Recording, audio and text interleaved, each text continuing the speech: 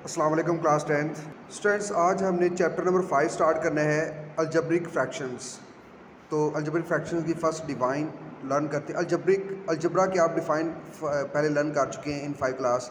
अलजब्रा is a branch of mathematics in which we use variables and numbers to solve the mathematical problems. ये आपने 5 chapter में अलजब्रा की define जो है sorry 8 class में आपने इसके डिफ़ाइन लर्न कर चुके हैं।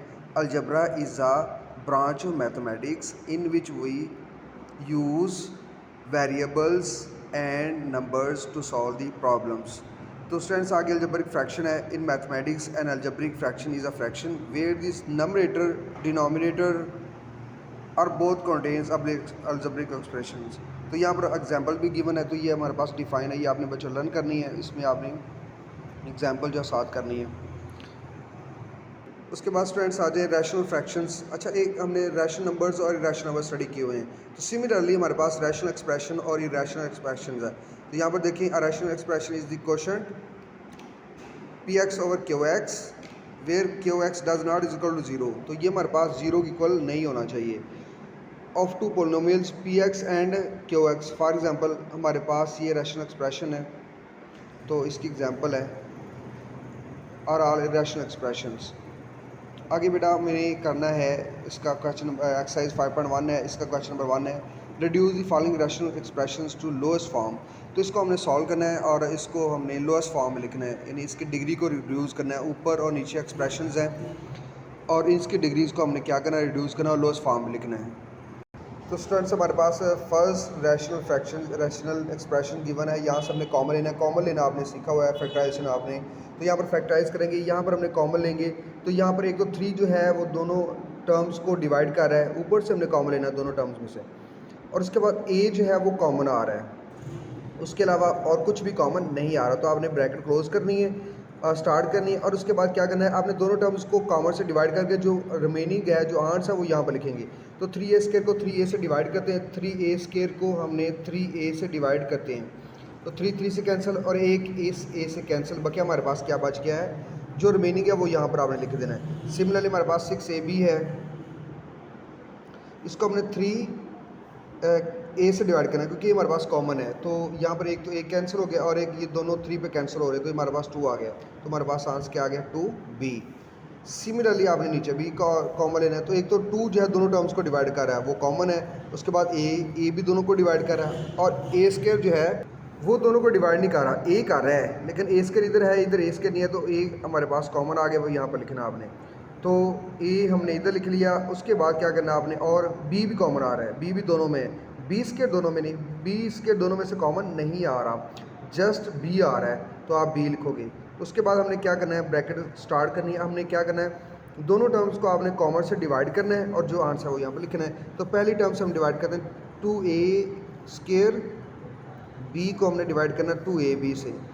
तो 2 से कैंसिल, बी से कैंसिल और एक a इससे कैंसिल, एक बच गया हमारे पास ए, वो यहाँ पर लिखना आपने, दरम्यान में माइनस का साइन। फिर 4ab स्केयर, डेफिनेटली आपने फिर इसको आपने किससे डिवाइड करना है, कॉमन से, जो कॉमन हमारे पास है 2ab। तो यहाँ से ए से कैंसिल, एक बी कैंसिल और ये 2 से कैंसिल, हमारे पास क्या बच गया है, 2b बच गया। तो यहाँ पर लिखेंगे। तो स्टूडेंट्स यहाँ देखिए हमारे पास ये सेम टर्म्स कैंसिल हो जाएंगी, तो ये फ्रैक्शन रिड्यूस हो जाएगी।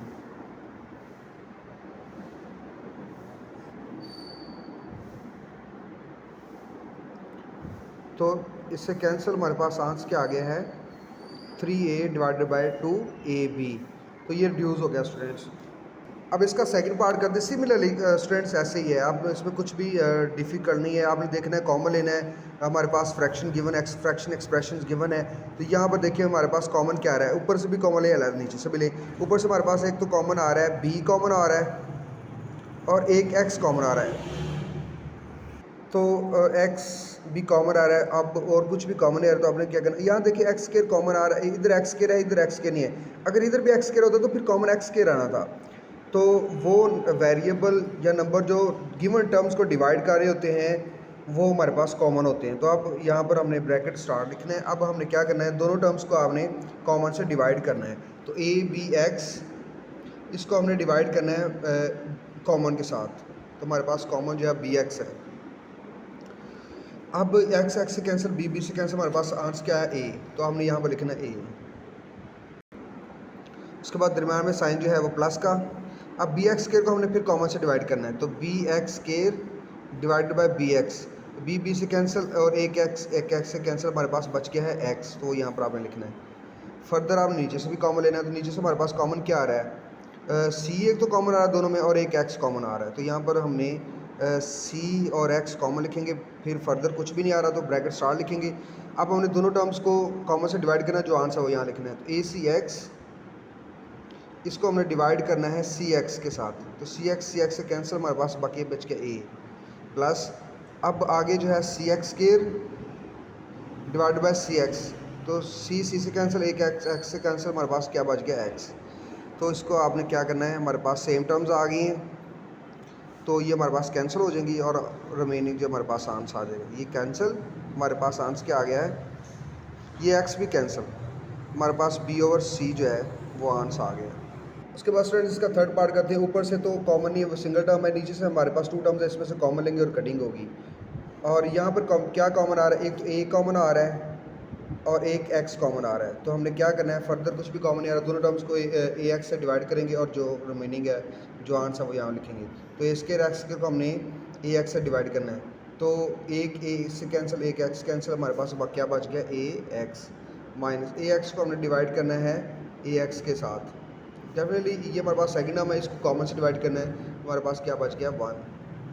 अब यहाँ से ए से कैंसिल, तो हमारे पास जो रिमेनिंग है वो आंसर है सी ओवर एक्स इंटू ए एक्स माइनस 1, ये रिड्यूस फॉर्म। उसके बाद क्वेश्चन नंबर फोर्थ पार्ट की तरफ आ जाए। यहाँ से देखिए हमारे पास यहाँ से एक्सप्रेशन है हमारे पास, और यहाँ से ऊपर जो सिंगल टर्म है नीचे, लेकिन हमारे पास यहाँ पर ब्रैकेट में टू टर्म्स है, यहाँ से कुछ कॉमन आ रहा है वो कॉमन लेंगे और उसके बाद फर्दर कटिंग करेंगे अगर पॉसिबल है, और फिर हमारे पास आंसर आ जाएगा। तो यहाँ से कॉमन क्या आ रहा है, ए स्केयर, तो इसको ए स्केयर से डिवाइड किया 1 आ गया, इसको ए स्केयर से डिवाइड किया बी आ गया, और आगे कटिंग कर दें। ये दोनों जो हैं वो 5 पे कट हो रहे हैं, 5 3 10, 5 3 15 और ये 5 20 100, और ये इसके से कैंसिल, जो रिमेनिंग टर्म्स है वो लिख दिया, हमारे पास आंसर आ चुका है 3 A square C square divided by 20 into 1 minus B, हमारे पास आंसर आ गया। उसके बाद आ जाएँ फिफ्थ पार्ट की तरफ। तो फिफ्थ पार्ट भी इजी है, यहाँ से जो कुछ कॉमन आ रहा है वो ले लें। यहाँ से ना ऊपर से कुछ भी कॉमन नहीं आ रहा, लेकिन ऊपर एक फार्मूला अप्लाई हो रहा है और नीचे से कॉमन आ रहा है। तो ऊपर से फार्मूला कौन सा अप्लाई हो रहा है, आप देखें 2 square x square minus 3 square y square, इसका होल स्केयर बनाएंगे, a square minus b square बन जाएगा, फिर आप इसका फार्मूला अप्लाई करेंगे। नीचे से हमारे पास कॉमन आ रहा है एक्स, तो हमारे पास इधर आ गया 4x और इधर हमारे पास क्या आ गया प्लस, सॉरी 2 भी साथ कॉमन आ रहा है, 2 भी आ रहा है, तो 2 भी कॉमन लेंगे तो हमारे पास 2x हो जाएगा, इधर से 2 कॉमन लेंगे तो 3 बच जाएगा और साथ y। तो आगे इधर फार्मूला अप्लाई करेंगे, ये हमारे पास फार्मूला कैसा होगा ये देखें, इसको होल स्केयर की फॉर्म में लिख सकते हैं हम, 2 स्केयर एक्स स्केयर को हमने 2x स्केयर का होल स्केयर की फॉर्म में लिखा था, माइनस 3y होल स्केयर की फॉर्म है, divided by 2x into 2x minus 3y। तो आगे यहाँ पर फॉर्मूला अप्लाई होगा, ए स्केयर माइनस बी स्केयर है, तो इसमें first term minus second term into first term plus second term. Formula आपको याद होगा, ए स्केयर माइनस बी स्केयर जो है वो इक्वल होता है ए स्केयर ए इंटू माइनस बी ए प्लस बी, ये वाला फार्मूला आपने स्टडी किया हुआ है। तो नीचे हमारे पास 2x और 2x माइनस 3y, तो ये हमारे पास सेम टर्म्स जो है कैंसिल हो जाएंगी, हमारे पास आंसर बच गया 2x plus 3y over 2x। Students easy questions हैं, आपने पहले किए हुए हैं, फैक्टराइजेशन बस करनी है वो आपने सीखी हुई है और कटिंग करनी है। स्टूडेंट्स इससे नेक्स्ट जो है वो आपको होमवर्क्स हैं, इजी क्वेश्चंस हैं, आपने यहाँ पर फैक्टराइजेशन करनी है, नीचे से आप 5 कॉमन लेंगे, उसके बाद इसको फैक्टराइज करेंगे और ऊपर भी फार्मूला जो अप्लाई करेंगे क्यूब का। तो ये क्वेश्चंस करते हैं। तो स्टूडेंट्स यहाँ पर हमने 6 पार्ट कर रहे हैं, इजी है, यहाँ पर फार्मूला अप्लाई होगा क्यूब का और यहाँ से कॉमन आएगा, तो यहाँ से हम क्या करते हैं, यहाँ पर फार्मूला अप्लाई करते हैं, ये फार्मूला इक्वल है x cube minus y cube, ये इक्वल है एक्स माइनस वाई, फिर x square plus x y plus y square, तो ये फार्मूला हमने अप्लाई करना है यहाँ पर। तो एक्स माइनस वाई और फिर x square plus x y plus y square divided by, अब यहाँ से कॉमन आएगा हमारे पास, तो कॉमन क्या आ रहा है, 5 कॉमन आ रहा है, तो x square plus x y plus y square. तो यहाँ पर कटिंग हो रही है, नेक्स्ट स्टेप में आप कटिंग कर दें।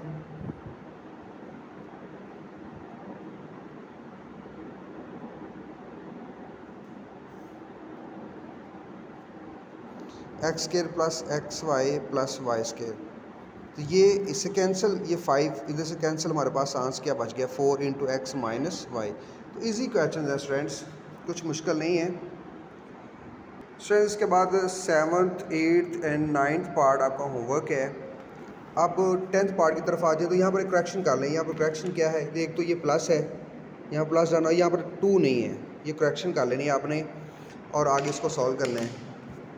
तो यहाँ पे हमारे पास नीचे जो है x cube minus y cube, जो इसको फैक्टराइज करेंगे, फैक्टराइजेशन फॉर्म के लिखेंगे, x square plus x y plus y square. तो यहाँ पर आपने प्लस डाल लेना है। नीचे हमारे पास एक्स क्यूब, ये जो हमारे पास एक्स क्यूब जो है वो किसके इक्वल आता है वो लिखना है आपने। तो आप जानते हैं x cube minus y cube जो है इक्वल होता है एक्स माइनस वाई, फिर x square plus x y plus y square, इसके इक्वल होता है। तो आपने यहाँ पर लिखना है x minus y, x square plus x y plus y square.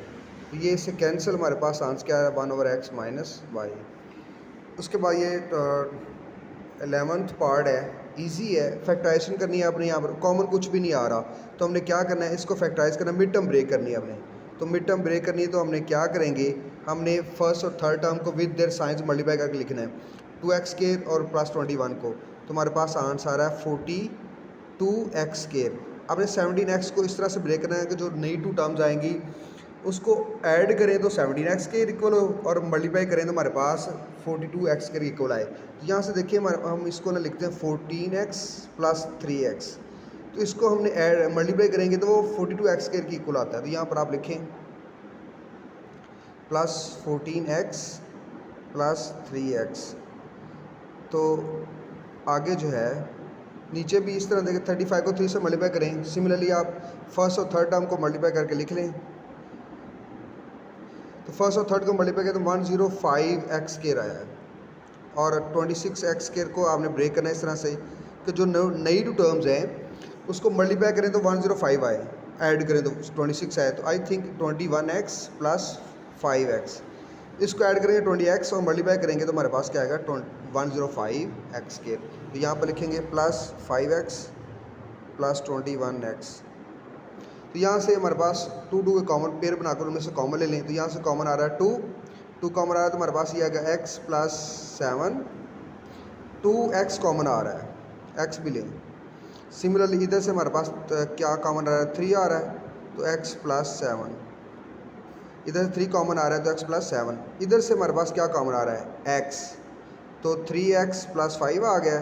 इधर से हमारे पास क्या कॉमन आ रहा है, 7, तो हमारे पास ये आएगा 3x प्लस 5। तो आगे फिर ये कॉमन आ रहे हैं, x प्लस 7 कॉमन आ रहा है और 2x प्लस 3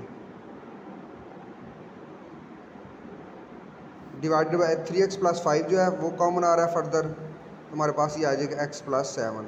तो x प्लस 7 से कैंसिल, तो हमारे पास जो आंसर है 2x plus 3 divided by 3x plus 5। तो स्टूडेंट्स ये क्वेश्चन से आप लोगों को ईजी हैं, फैक्टराइजेशन करनी है जो आपने की हुई है और लर्न की हुई है, आपने क्वेश्चन भी किए हुए हैं। तो फर्दर जो है आपके 3 पार्ट जो होमवर्क है। ओके, अल्लाह हाफिज़।